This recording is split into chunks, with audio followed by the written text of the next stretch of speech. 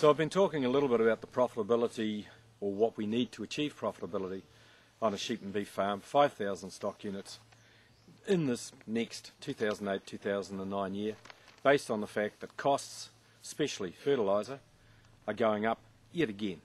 We know diesel, we know the costs of freight are going up because the prices of oil have gone up as well. So let's actually have a look at what's going on in terms of whether or not it's a good investment for you in terms of sheep farming.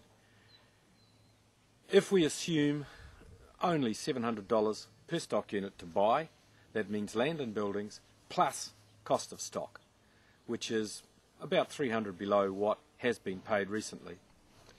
What do we actually need to do to get bank interest rates? If we work that through based on some of the costs that I've mentioned in one of the previous videos, you need around $145 per lamb this year to make it work. Bank interest rate 8.5%, 3,500 borrowed, or 3,500 of asset.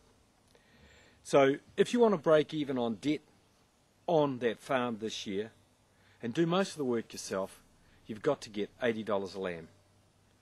If you've got about 20% debt, about $700,000, and very little overdraft in terms of working through the year, you need $100 a lamb. If you want bank return of 8.5% on that 3.5 million, you're going to need around $150 per lamb based on this year's costs.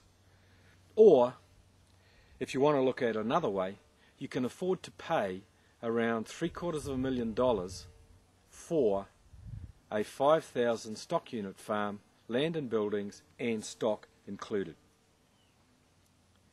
The reason for this? Well, basically it's that over the last 4 or 5 years costs have eroded all the profit, and you cannot, without some fertiliser, animal health and labour, you just can't run that farm at a profit anymore. The reason? You've got to put the fertiliser on, you've got to put some fertiliser on, you've got to put that animal health in, and you've got to work it yourself if you can't afford anybody else. But the fixed costs are what's killing all farming in New Zealand and throughout the world. Costs such as accident compensation, rates, the accountant, even if only to get your tax return in, cost of electricity, the weed and pest, and I should note here that some of the guys down on the South Island are being threatened with up to $60,000 of pest control costs for their 5,000 acre farms, mainly rabbits. And of course we've also got communications. You can't do without, or should I say, your regional councils and your central government will not allow you to get away without those costs.